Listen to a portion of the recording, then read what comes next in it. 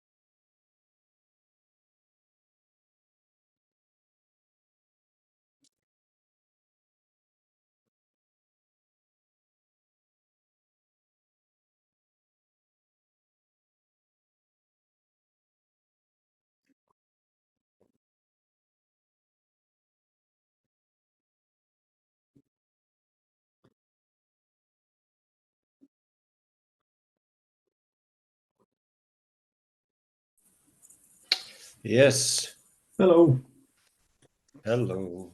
Sorry, deeply buried in another window here, looking at how GPT now allows more characters through a different API. Uh-huh. And it looks like I may have used everything in my own copy of Reader, which is really annoying. Anyway, how are you? Good, good.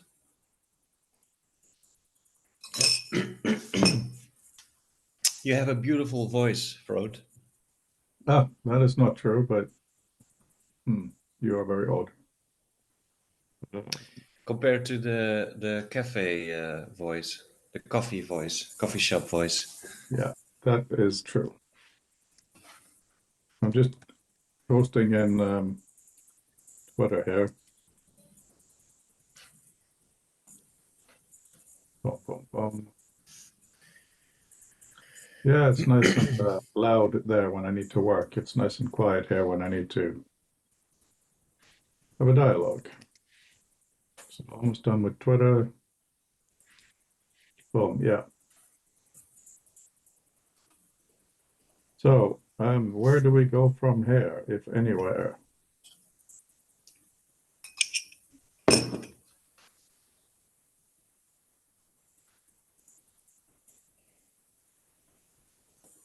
Just going to see what kind of summary we can get from our previous chat. There didn't seem to be anything.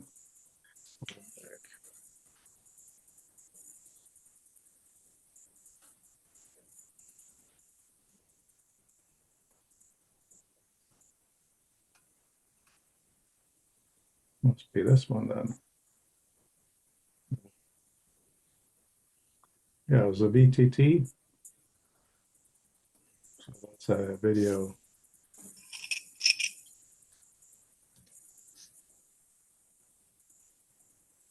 Oh, this is really annoying. The transcript that we can download doesn't have our names on it.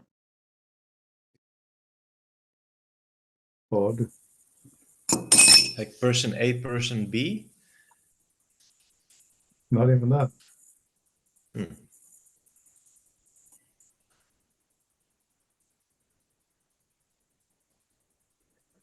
Just trying to see if we can do list all main points. No, too much text. Just quickly see if it's available on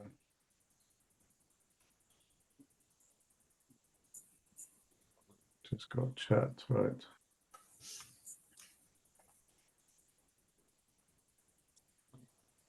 Oh, that's very odd. How do you use ChatGPT? Through what kind of interface? Um, well, I use just this simple chat interface for some simple questions. Yeah, that's basically it. Nothing fancy.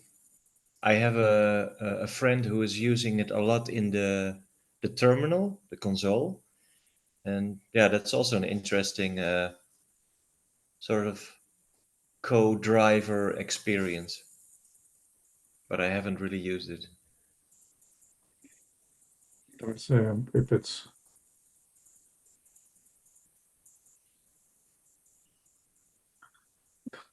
going a bit nuts. I'm going to share screen with you.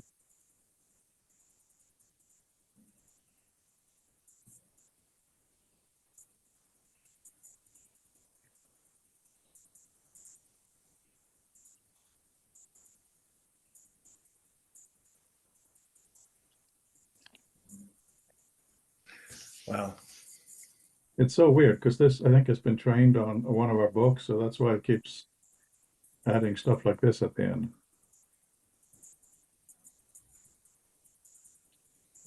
Did we say any of this? I don't know. I don't remember you talking about a time machine. Yeah, that's not very useful. Right. So yeah, I don't know who is joining us. I've been playing around more with our book, and maybe that can spark some discussion here. It's 29 megabytes now. Wow. Is this the biggest so far, or have there been bigger ones?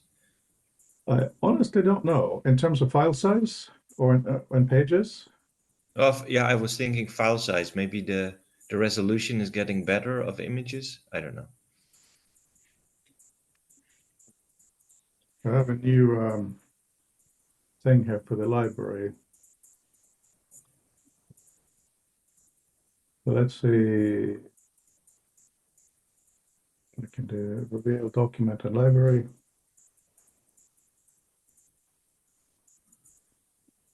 It's kind of annoying because well, macOS chooses to what should be downloaded or not.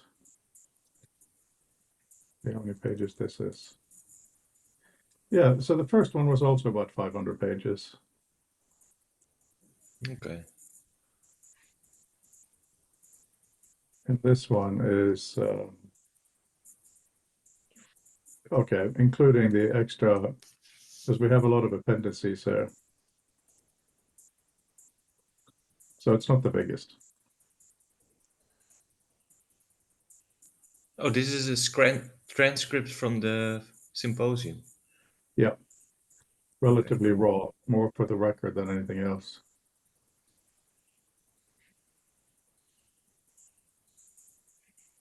So your pieces, where are they? So this is your one from before the headset was announced. So then I have a link down here, continue to URL. Oh, that shouldn't happen. This is the stuff that I have to go fixing constantly. So here's this piece. And then if I click here, it goes back to the original. Hmm. So that means there's an issue here. URL is a space. Okay.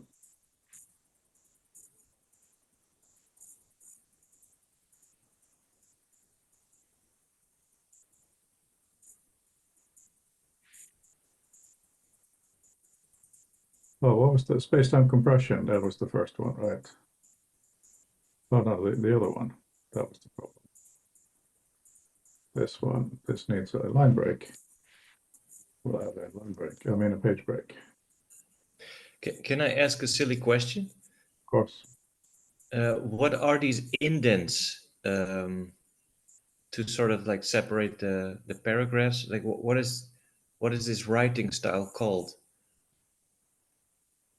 It's called, I thought it was a good idea, but a lot of people don't agree. I'll show you when it finishes rendering the book, because now it's writing the book to disk, and then it has to read it to find the page numbers for the table of contents, and then it has to do all kinds of other stuff. So it takes, even on a Apple Silicon, it takes a while. So the on the table of contents here, it is the level of heading, Hmm. and also here. So this is all subheadings under Mark Bernstein's article, for instance. Hmm. But it seems not a lot of people like it. I think it's more clear, but maybe a bit of bolding and stuff, we can do different things. Oh, what is there not to like about it? Some people find it not as readable. Like they don't like to see the structure, like Yeah, details versus. I think so. I mean, this is the top level, but because here I can collapse it and expand it.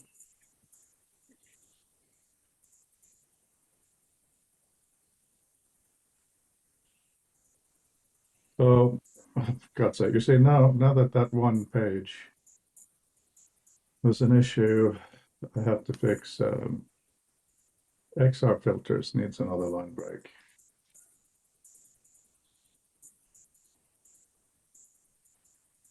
Very happy with the XR filters article, by the way. Nice. Don't you think we should think of this more maybe as a magazine that's massive rather than a heavy book? Encourage people to do short ideas.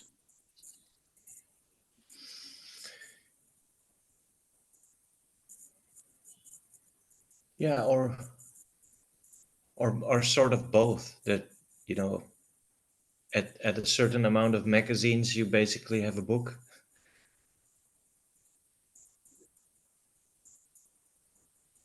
Yeah, something like that. Have you thought about this magazine idea before? Well, we have the journal, but in terms of, I haven't really thought about what to call this. I just want it to be easy to add. Like finally, we have Alan Laidlaw in here, and it's a great piece. You know, he Oh, wants nice. he keeps adding and adding, and he wants this and that and changing, and that's fair enough. I mean, I wrote two pieces that I'm not happy with, but I feel they must be in here. So I just, for God's sake, why did John? That's probably what's set up. See that thing. Once I get one, then everything after that.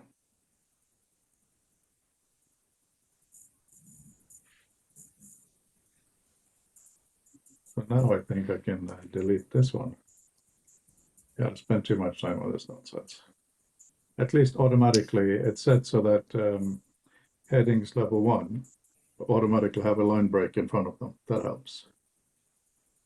And now it's supposed to be Aha, aha, yeah. That's a cool convention. thing. So in the library here now, you're supposed to be able to hit a key and it'll fold all the names of that author into a bold, but it does something weird now. It just got a new build. I don't understand what happens. Hope we can fix it. Anyway, there we go. So have you thought more about the flow or the format? Um, the flow or the format? Yeah, for our timeline stuff. I was a little bit into some other stuff I needed to finish, but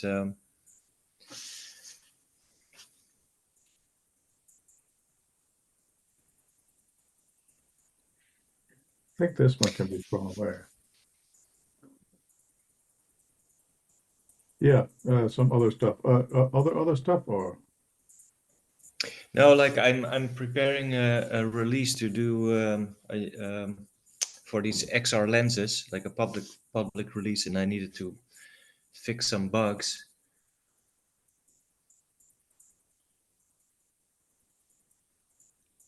But yeah, I thinking about what we discussed.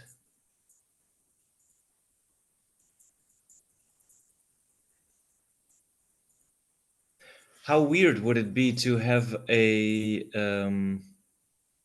two glossaries in the beginning? One, well, no, I'm thinking about print now, but like to have, let's say, the normal glossary and a chronological glossary, which is sort of a timeline. Um,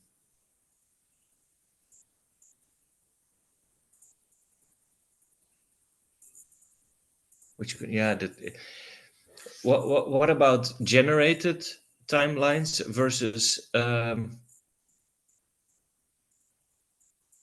like real-time generated timelines versus a timeline basically in the art in the book so static.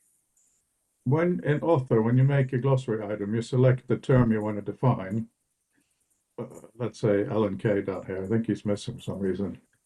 And then you set a term. You can also instantly look it up in Wikipedia.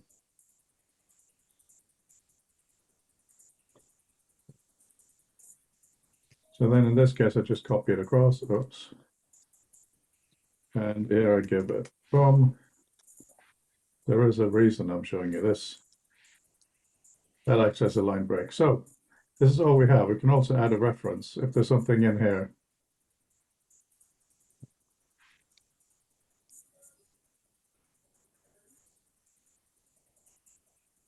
So this is basically a bibtex editor in disguise. Yeah.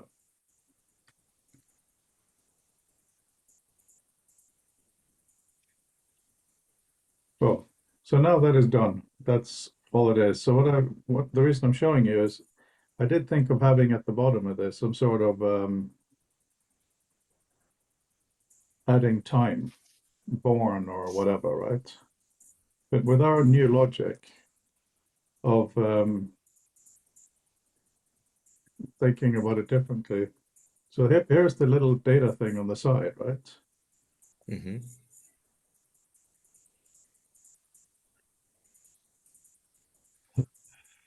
The problem, one of the issues with the book is the map is absolutely gigantic. Here it is. Uh-huh. So one of the really important things I felt is, for instance, now a lot of the names are all over the place. So I've made it so option 2 is to hide person, because that's the tag I gave to Alan K, right? Mm-hmm. So the key is hiding is one thing, but we've changed it now. So when you bring back, they're all selected. Mm-hmm. So it means I can do layout tools like this.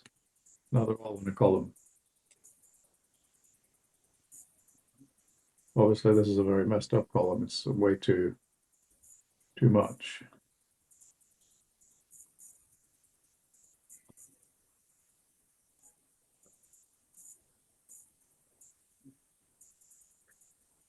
Oh, now Oh, all is the that names, a yeah. all the names are capitalized. Oh, that's annoying. That is not what I wanted. Fuck's sake. Uh, Format. No, don't all capitalize.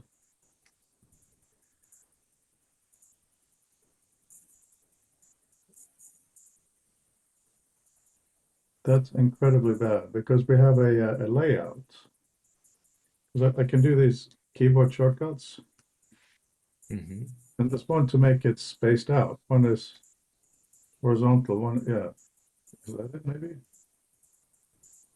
Yeah, so it's V, not C. So now all of these will be vertically spaced out. Mm-hmm. But actually, I noted a typo in my name. It like Leon van Kamme. It should have an extra N uh, at the end. Oh, really? Okay. Yeah, yeah, yeah. Leon van Kammen. Yes, that's perfect. Okay, fantastic. I'm glad we got that. Thank you. So the timeline could be an extra feature in this map view, a time map. So sort of. Yeah, maybe. I'm more thinking about because this is on the why is this man not a person? There we go. Person. This is really annoying that so much of this now accidentally has become all capitalized. For fuck's sake. Why is Ukraine called a person? Hmm. Everything is capitalized except Fabien Benetou. Yeah, There's also a typo in his name. It's really? Benetou. Yeah, Fabien Benetou. Okay, hang on.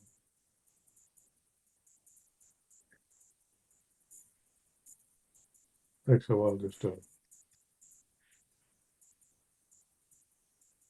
What's the okay? Fabienne. Benetou. Yeah. Yeah, yeah, that's important to get right. So yeah, the map and author is seriously overloaded here. Uh huh. Okay. Oh. Yeah, it's just a massive pain. But I just wanted to show you one way of getting information Yeah, into it. yeah. Sorry to bug you, but the thing you changed, Fabien Benetou, was correct, but it was still, if you look in the top left, then you will see Fabien Benetou. Now in the map, I mean, sorry. I know, but the map doesn't actually matter. What's Oh, it here? will update later. Oh, okay. No, what is here is what is used. So sometimes we have an issue with more than one entry, like here. Okay, so I'm just going to cut this, delete this because there was two dogs. Anything can be on the map. Mm-hmm.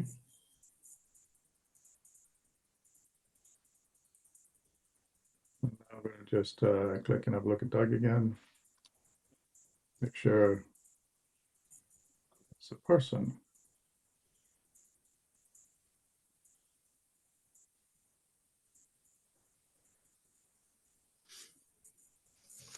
So okay, we're just going to export this again now.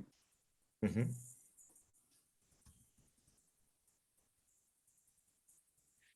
There's now an important issue is that anyway. Okay, just have to wait for this.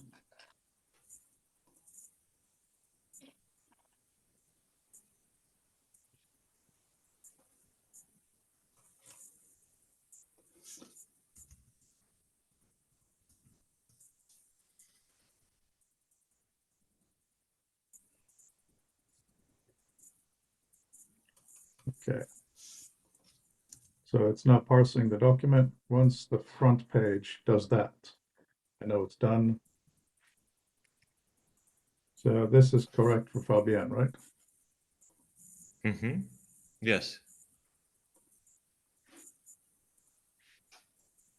Because we have this extra access for glossary terms here. It doesn't have to come through find.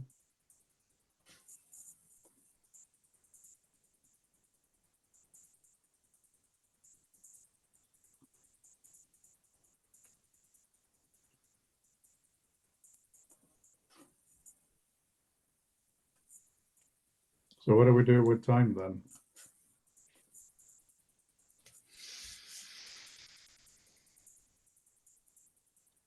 Oh, did you see on X? That wasn't what I meant.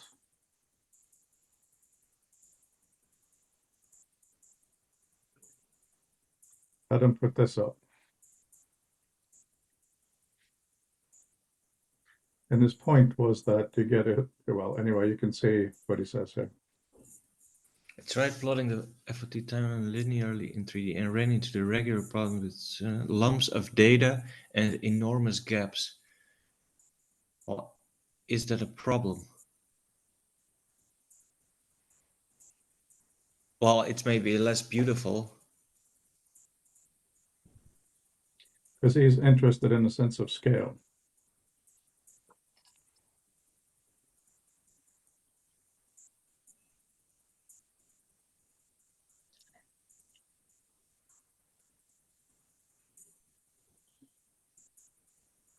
Yeah, what do you think the average user could get out of a timeline exported by or shown in the map or Well, exported as an icon? it's such a good question because, when this is a bit, it's very manually made and it's fine. We keep adding to it, but it's also a bit artificial. I don't expect anyone to really read through it. I'm more interested in if someone comes across something and they do a find and that they can see where in history it comes up more than once. Mm-hmm.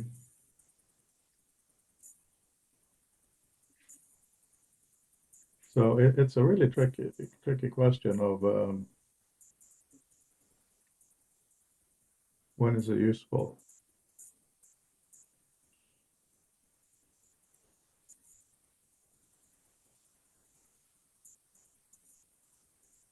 I think maybe, I mean, one of the things will be interesting, of course, is our own record. But how often would we want to go back to find out what Alan Laidlaw said last month? He says a lot of interesting stuff, but would it be by time we would look it up? Oh, by the way, I can clean up some of this well. Yeah, you're right. Like, if you want to see the recent comments of somebody, maybe Twitter is something more appropriate. But I think most people, they want to check some years. Like, oh, did this already happen, or when was this technology invented, in which year? Or Yeah, and that we have tools to instantly check things. We can look up everything. Okay, well now my machine is taken over by the other tool. Even here, you can do lookup. uh-huh. I have a crazy idea. What's that? What if you let go of the idea of a timeline in the document or in the map, but make it part of the find tool? Like, if you find or search on a year, that's what I think most people will do. They probably don't even know that there will be timeline features, but like when they enter a year, which is usually either two numbers or four, then the find filter could generate some kind of overview of all these years in a nice layout.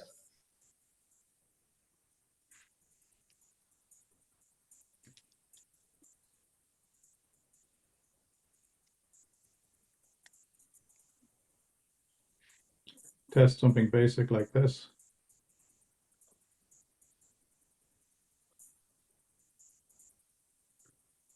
Oh, I still have credits. Good. It's spinning.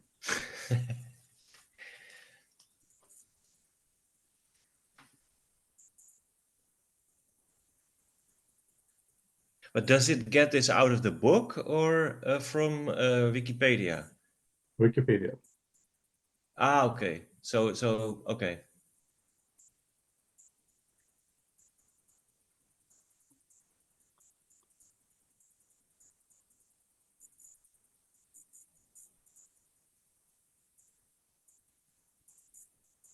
Well, here it says it was invented in 1938. I got to look that up.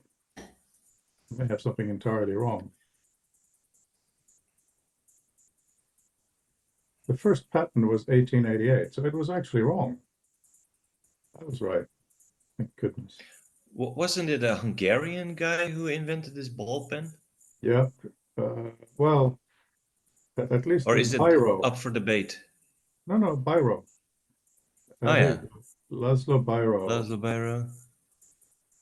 Well, it's never one guy when it comes to big inventions. So perhaps it was.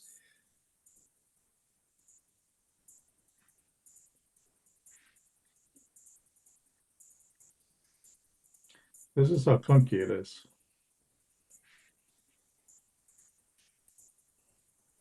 But I don't know. This is also so simple and so searchable.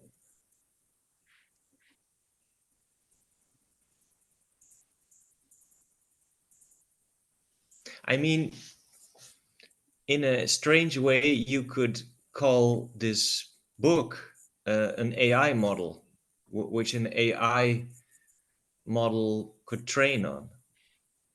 It's Yeah, so easy to read this and to search and to correlate. yes. I hope we could do that to use our own corpus. Oh, so now it's added. Isn't sorry, this another crazy idea. Isn't this what you're doing right now? Perhaps a new AI friendly way of recording information because like if you write it like this book, then it saves AI engineers a lot of uh, technology. I mean, they don't have to really understand the text. They can just see all these years, etc. Yeah, well, I don't know. Maybe that's a bit off topic. No, no, it's not off topic because I do think this is half of the issue. This half is the hinting, of telling the AI what things are.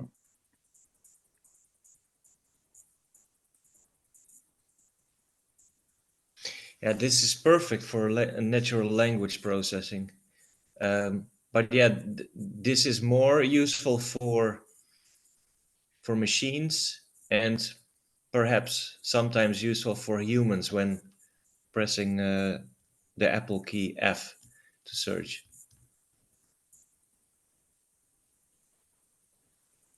I think what we're doing is butting up against Adam Byrne in an interesting way because uh, he talks here about uh, charts where you do what we're doing, but he wanted to have a sense of scale. That's why he did it by kind of a time axis.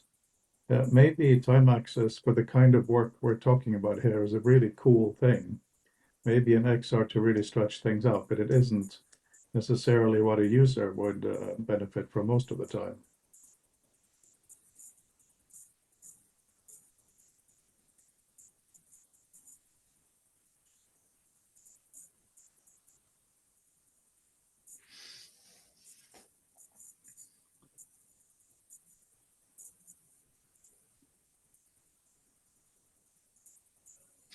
This screen, which you triggered right now, how did you do that? And what is it? What? How would we call this?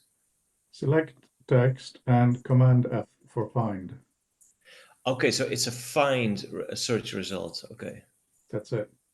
So if there is a glossary term, it appears on top. Any page results on the bottom. Yeah. And then you can Command F out of it, or you can uh, click on any entry. The yeah, another crazy idea is once you have that search result page, to maybe it's not as elegant, but you could also have a tab like um, search results and then the next tab timeline or something, and then it will basically, or yeah, it's more sort by timeline.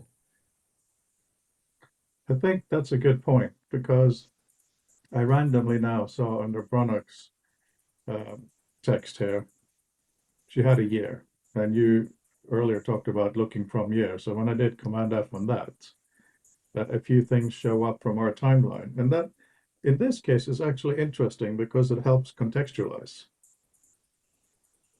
So she's talking about this guy Max discussing nonlinear text borrowed from so and so.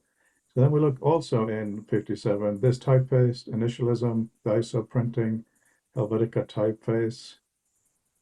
So if we could have some kind of an intersection dimension thing to be like about the year 57, that would be cool. Yeah, I see what you mean. That would be cool. So that it detects a year in the search result, and then it can sort of suggest a sort of breakdown of what happened in that year.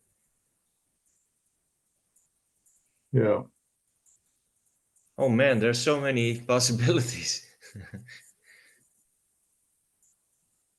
That's great and frustrating at the same time. Yeah, and it's really productive and fun doing this together. So now I use this to generate this. And let's say I want to look up another Ford Edsel. All I do now is just select that and do command space RW for reference Wikipedia. There it is. So if we have a relatively easy to learn logical set within the environment, we should be able to pivot between the timeline, further information, etc. Right? Yeah. Oh, this is really nice. I didn't know we could do this. I forgot. I asked them.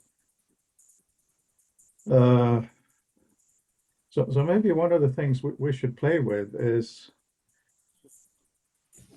what should be on here.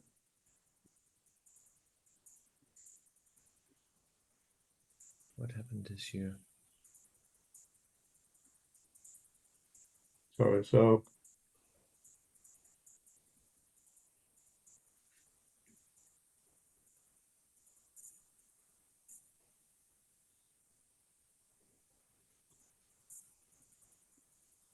and then we go further.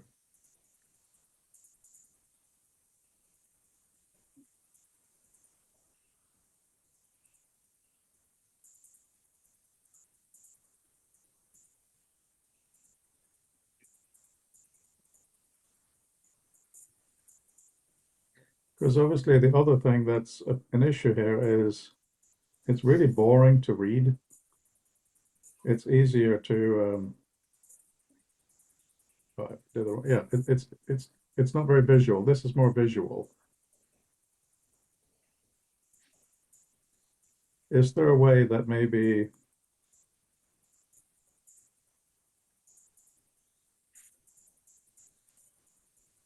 so these are the categories. Mm-hmm. Maybe we can use that to work with the color thing for a timeline. Like if we do have a timeline view,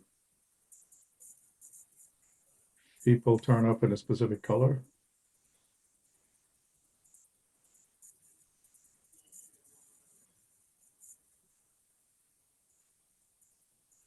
I mean, one thing we could do, so I haven't done this for the current volume, but I have a list of contributors here, right? So just going to clean this up in text edit.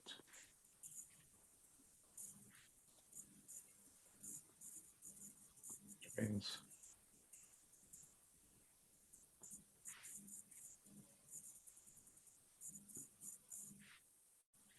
oh, now I have to replace every.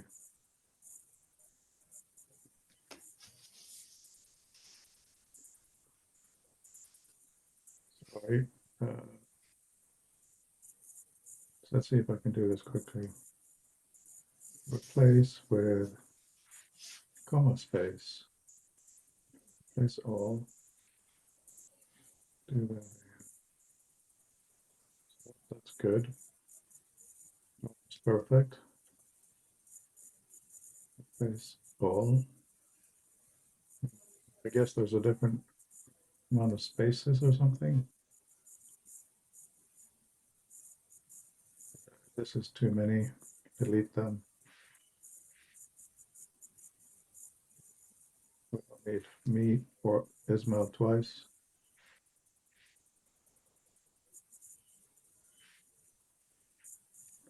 This is kind of exciting, by the way. I don't even know if the software can deal with this. So I'm going to do a huge amount of keywords now.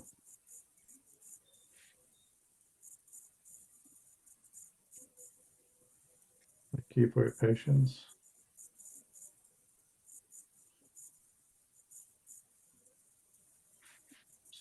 That's the last part.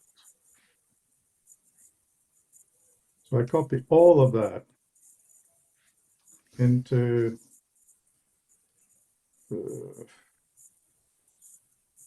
yeah, let's make it pink. Pink for people. Okay. If we now do it,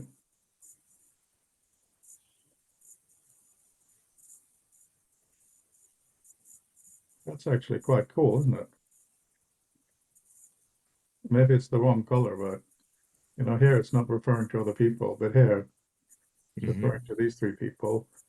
Here's referring to on the timeline a lot. That makes sense.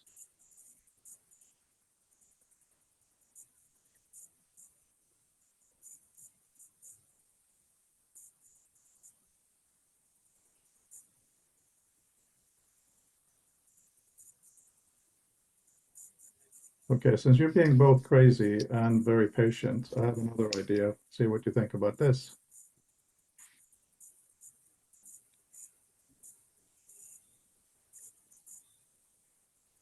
Well, I'm not going to do all of them.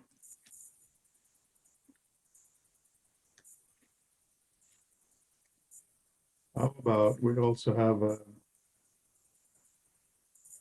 I'm going to use yellow.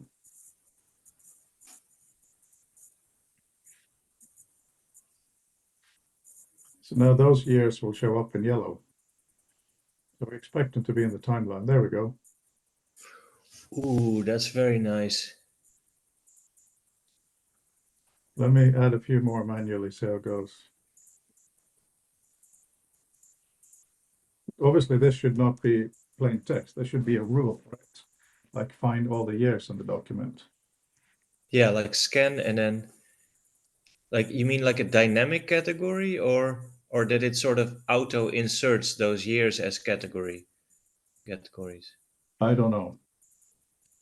That's okay. But yeah, that is the question.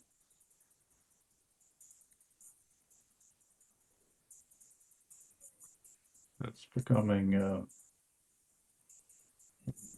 texting. He's texting about a dog. That's great. So there's also we have two kind of color views. We have this one. It's the opposite. Takes a while to build. So it's it's basically a mistake, but any article that has AR in it is listed under. Mm-hmm. Any that has AI or any of the AI equivalent is listed under. Aha. So the layout is completely useless. But the idea is that it's the opposite of this other one you saw. So the years are also in this view as headings. Yeah. Well, then it already works. Perhaps just the sorting needs to be added for years to have a nice timeline.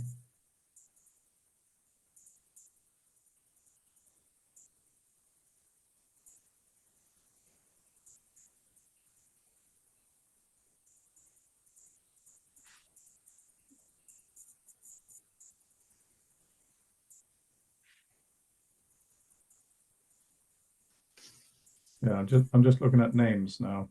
Just to so here, one of the things we had to do was remove parsing of names on the table of contents because that was obviously annoying. This is a lot less useful than expected. This one is a slightly bit more, the one I'm switching to now. This is using the glossary again, so you can see which glossary terms have been used in which section. Mm-hmm.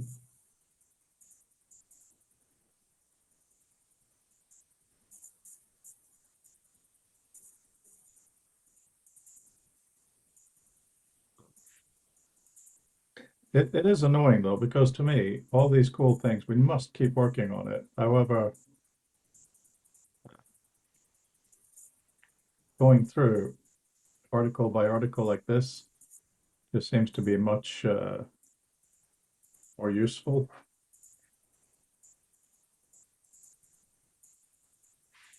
Because you want to read the real author's works, right?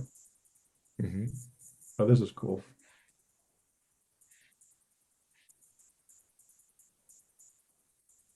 Hmm. There's some really interesting work.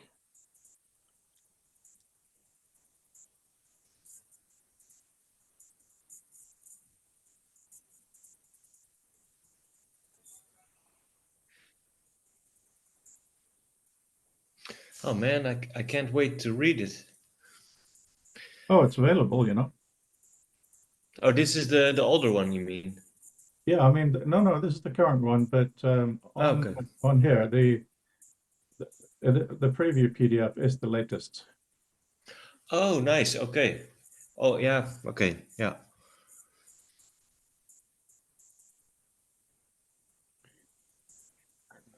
It's a frustrating discussion we're having now, but it's very useful to look at. Yeah, okay, so this is cool. Here we actually have an article with times on it, dates.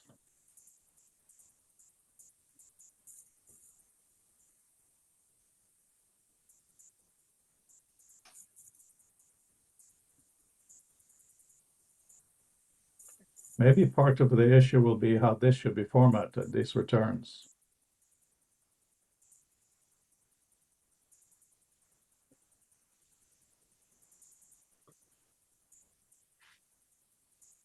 So the timelines is basically twofold. It's available in the Ask AI context menu, but potentially it could also be displayed as a colored um, overview, the one you were showing earlier.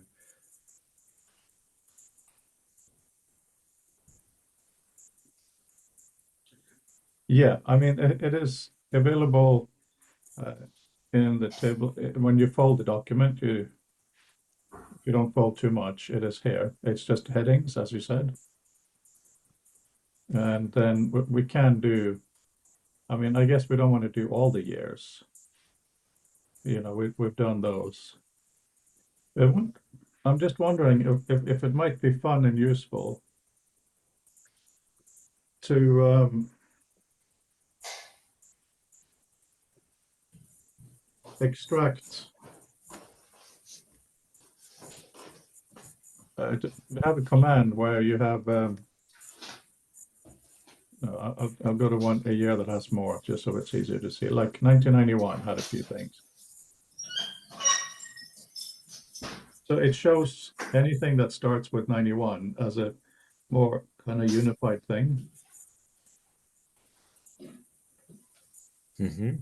That's an interaction though, not a timeline.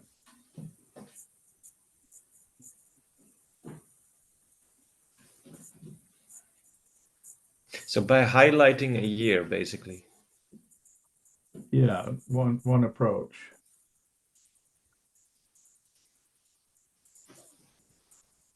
Just going to look for what Randall did.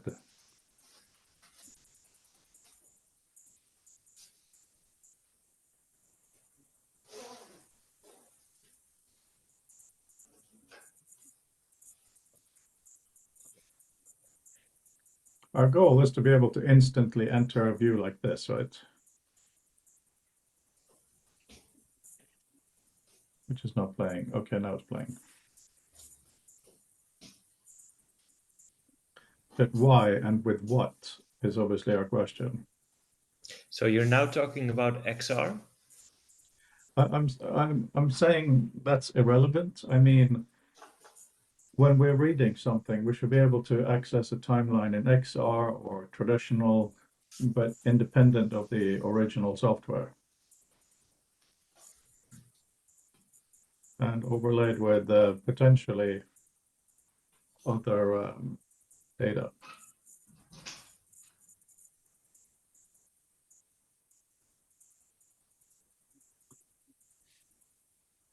This is a good example. He's showing a room first and then laying the information out in a different, I forgot about that. That is what we're talking about.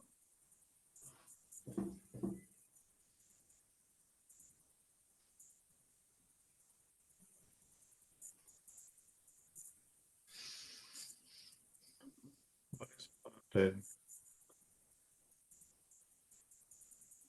Maybe something to do with Zoom.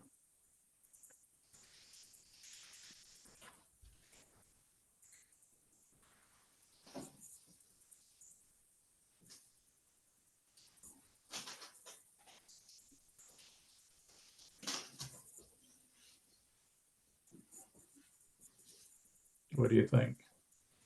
Yeah, I've tried this one. It's pretty nice, but zooming out in a more universal way.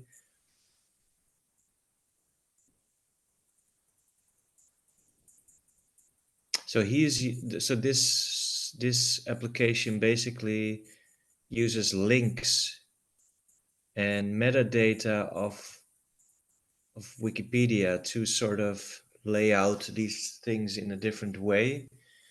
And I don't know which metadata he is using or which metadata uh, Wikipedia is sort of using. Yeah, I wonder what the lowest common denominator of that Wikipedia metadata is, which is enough to generate a timeline.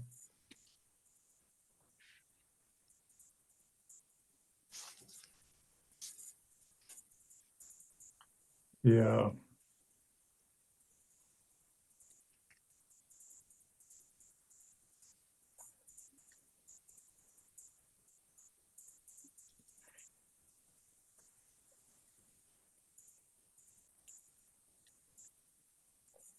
So I'm trying to see if we can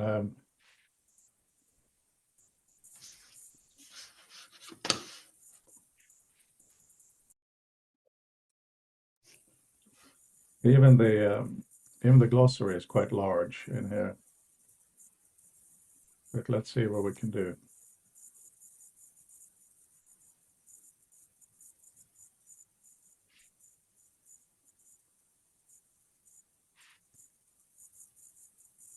Maybe too much text. I'll just do it to here.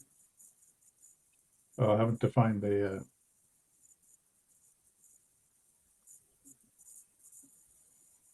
just give the title the same. Okay, so we'll do. Oh, I can't. No, I can't do that. It's too much. It might, yeah, it might be too much. But let's also look at the trumped. Um,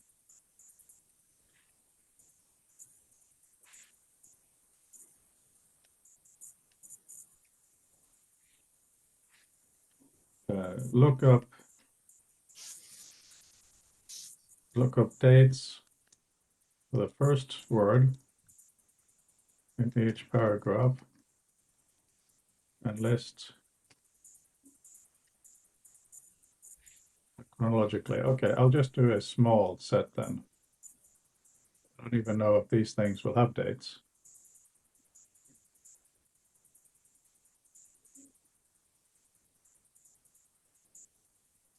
Did actually do it. So NLS 60s, SRI. So it just took the date in here. Mm-hmm. OpenAI.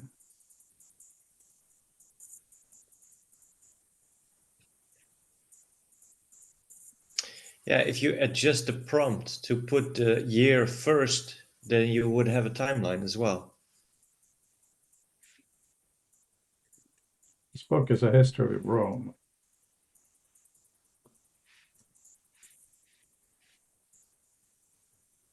Oops. This has nothing to do with us, of course. So let's just see what happens. If there's enough in there. That's not very useful. About, oh yeah, It's cool though. yeah, it doesn't, yeah.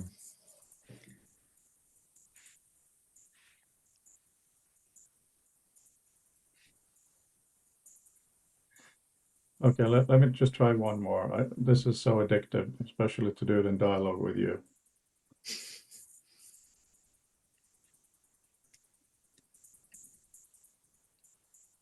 Probably wrong. Yeah.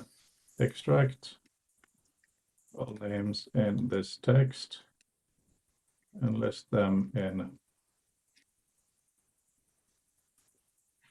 This is the thing. You have to pretend you're talking to a human, right? Extract all names in this text and look up their birth dates, if available, and list them chronologically.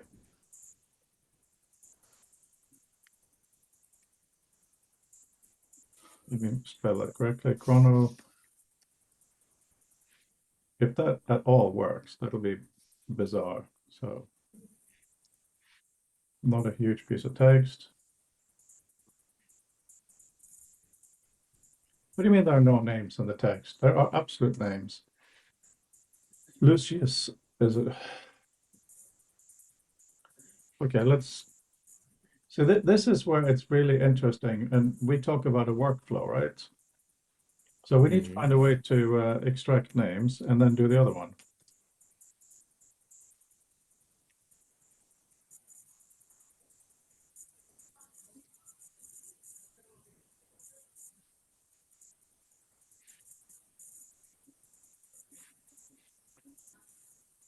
Do you know how to do that already? Easily? How to take one query into another? Not really, but you could add a checkbox to this Ask AI, to all these prompts, which basically says feed output to input of the next or something, so that you can chain them. But that's getting very nerdy. But who knows? It could be a nice playground for discovering final features.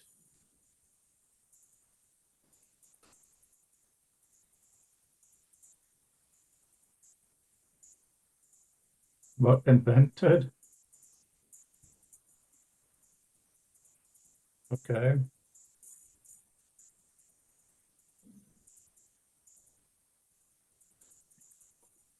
Yeah, so how then can we maybe that's what we want to do. We want to have you played with the ChatGPT assistants? Not really. Because it's kind of cool. Let's just see what Peter has to say.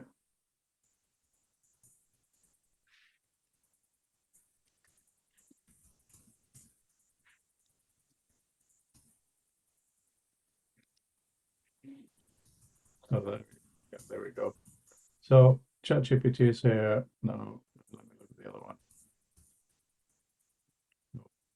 These tabs are not all that brilliant.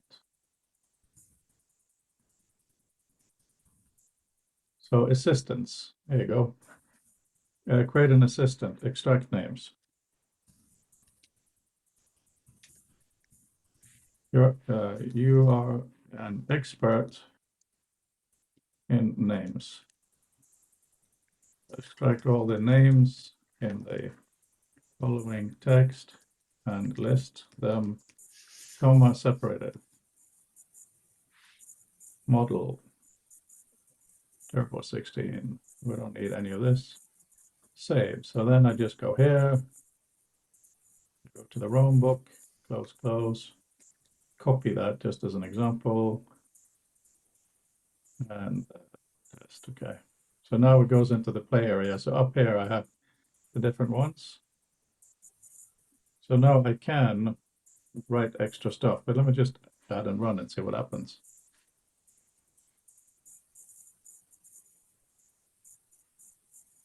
Oh, that's pretty brilliant. Hmm. Uh, tell me when the following people were born. Sting.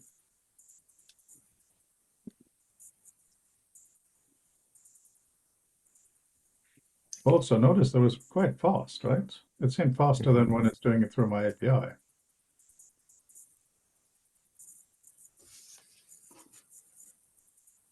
Okay, so it wasn't in the text. So how do we do it then?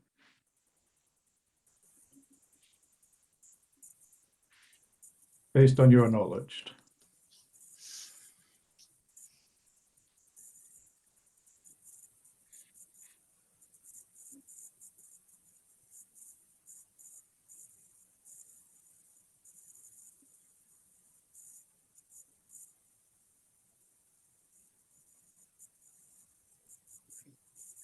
This is incredibly powerful, but typing it in nerdly like this every time is not that useful, is it?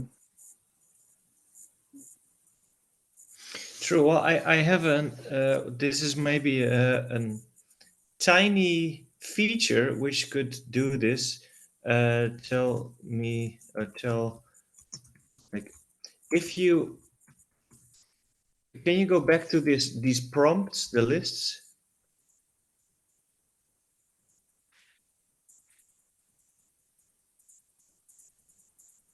Like if you press edit on one, so with preface, that's basically the prompt which goes to ChatGPT, right? Yeah, yeah. So it's a single line. Um, it's a single line one. What if you could Okay. do I know a what you're going to say, and I multi? don't know how to do it, so I'm so excited. Yes, tell me how to do So it. so yeah, in the chat, I basically wrote a multi-line prompt, and um, author could basically first use the first line as a prompt, get the result back, and um, then do this, send the second prompt, tell me the birthdays, to ChatGPT, including the result of the previous prompt, and Yeah, then you basically have a sort of chained. but I'm wondering if I can make that one prompt. So let's go back here. Oops.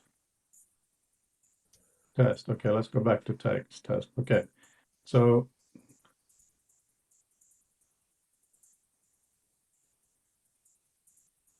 you're an expert. Extract all the names in the following text and list them comma separated. Then, period. Mhm. Then, what was the? Did it was it? Tell the birthdays for. Yeah. Then list by birth dates. Based on public knowledge or something. Yeah, according to your knowledge. I think Yeah. that's what I did. And list by birthdays according to your knowledge. Okay, so let's see if we can actually do that.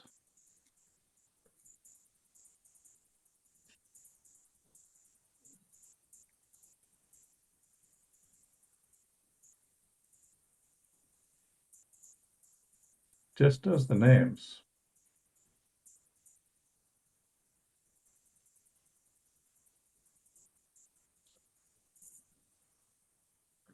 Then take,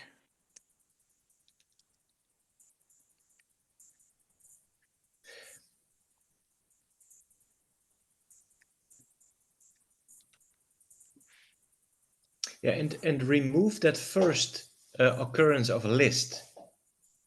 So this comma, I would leave out this list them comma separated, because I think it thinks that that is the final goal.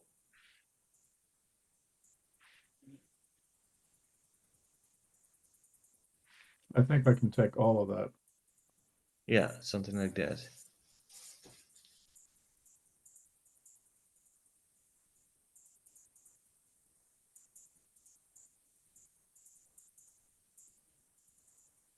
Ah, Oh, it's sorting by It thinks listing is sorting for some reason.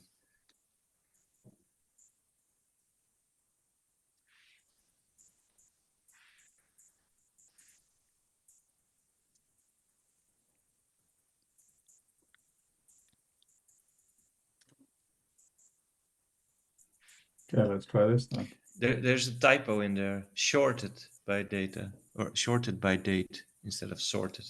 Thank you.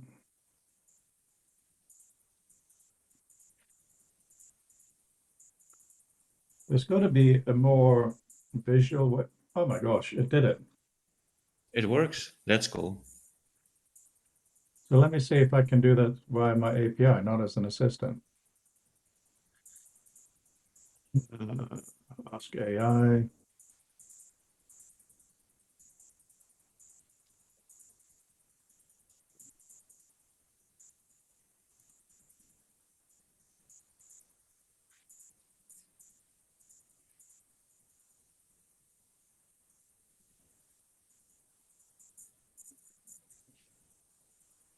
Oh, this is quite beautiful. Before, first, second. Oh yeah.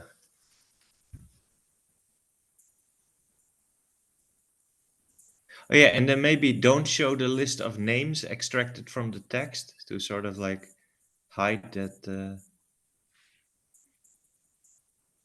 It's just not a good space to write in here. Let's maybe.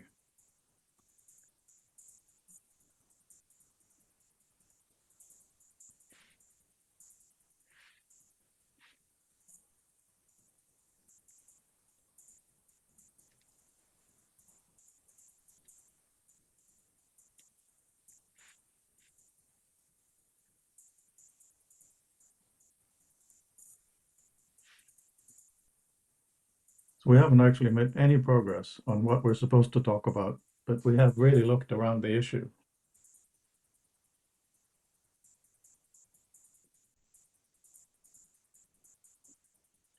I mean, this is useful, so there's got to be some extra sorting based on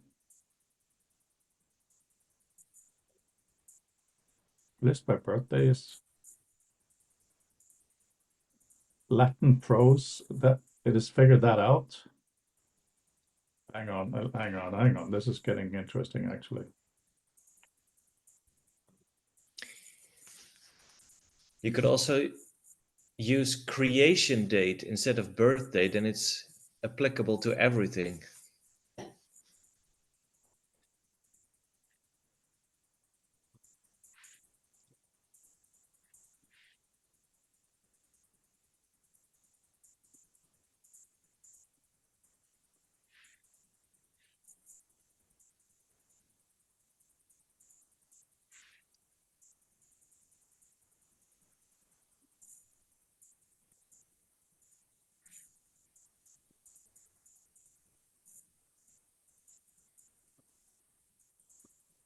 Oops.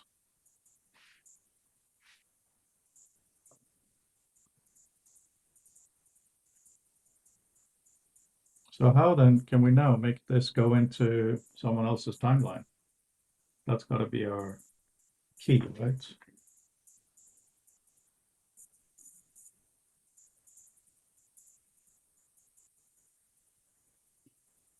This is not very useful. Again, the list of names. There is something dangerous, tricky about this, what we're doing. The fact that this AI stuff is not deterministic, so we could tweak until it looks great, but there's no guarantee. And then next time it'll format it differently. That happened a lot when I've done summaries. It'll do bullet points or lines or nothing. Right. Yeah, it's very tricky. Like on one hand, it's great. We get result very quickly. On the other hand, there's not much guarantees. On the other hand, doing it by hard coding stuff is also has a lot of problems. But I think that's going to be the magic, the combination. So Mhm. you wrote in the chat, as two lines, absolutely the user software should be able to do these things separately. I should be able to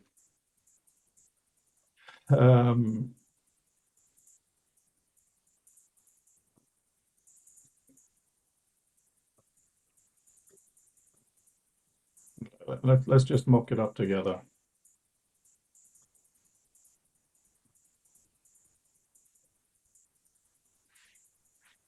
There's no reason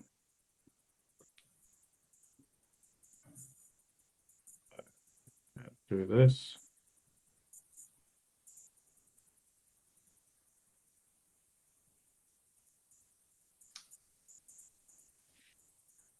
So, you know, all the thing is,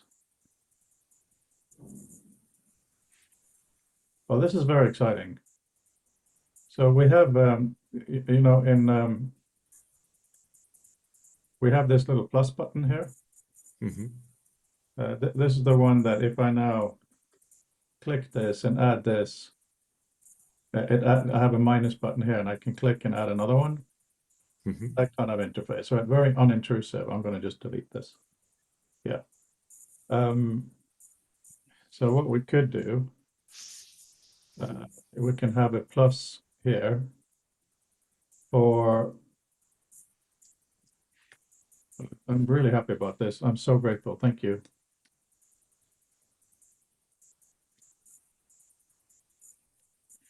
This is how I make text fit. It's very non-scientific.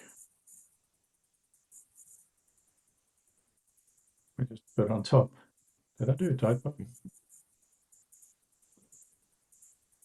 Okay, close enough. So what we do now here is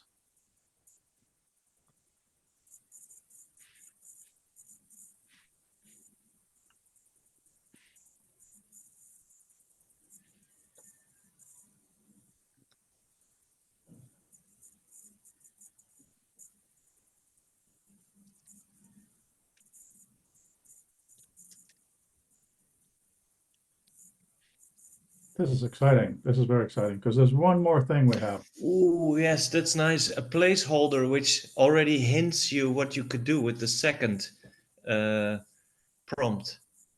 Very cool. So then here is the piece of the resistance. I'm not going to speak French to you.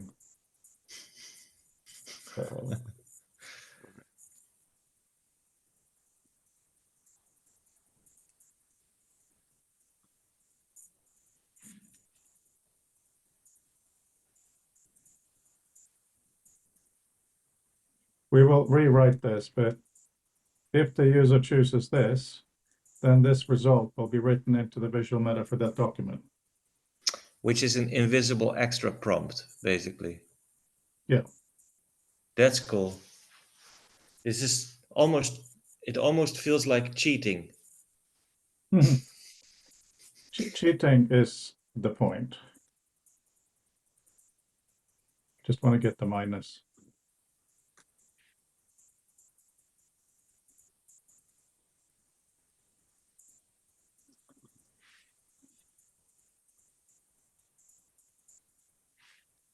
So yeah, if we develop a workflow like this, it can be useful, right? Oops.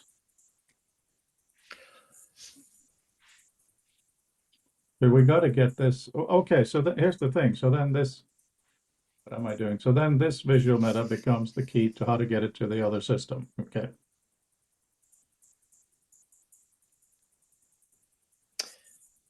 Yes, small side note. If you create an agent like you just did, and you give him all the visual meta, like a visual meta, you make him a visual meta expert, like, you know, he knows what all the fields are, all the properties. That could be that checkbox, which sort of updates. Oh wait, but then you have to send all the visual meta of the current document to ChatGPT. That might be very expensive. No. Hang on. I'm just gonna make this. That's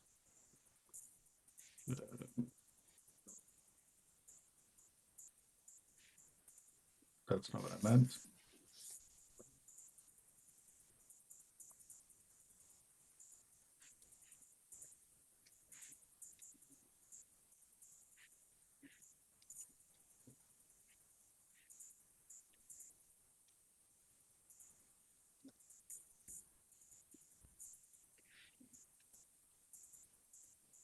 Yeah, might as well make that clear.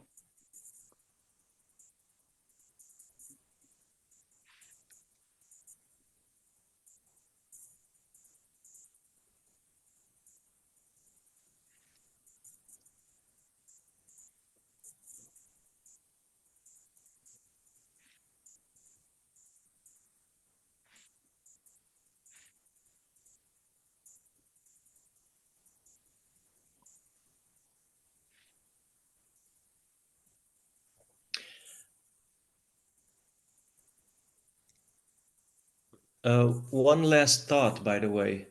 Yeah. I don't know if it's interesting, but you could also do another checkbox, basically, append to this document. So for people to sort of augment document writing. No, but that's this one. But this writes visual meta, no? Or It writes visual meta to the document that the user is doing the command to, because this preference is in Reader. okay. Yeah, okay. Reader is not okay, yeah. So, but if that's not clear to you, that's not very clear. No, So, I thought we were still in author, but we're in reader now. Okay, yeah. yeah, So but that's a very important point.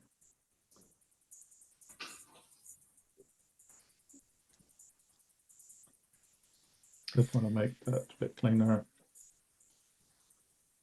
I will also have to go soon, by the way. Yeah.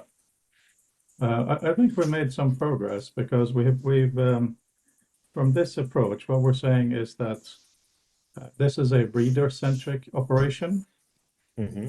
and so it happens while you're reading. Mm-hmm. And we've done a Oh, changing with hinting, by and we have allowed this to be there for the future. Oh, hello. the way, we have two guests. Hang on. I can't see you. Oh, okay. Oh, I can see you. Hello, guests. There will be a serious pizza cooking session, if I'm correct. That sounds very serious indeed.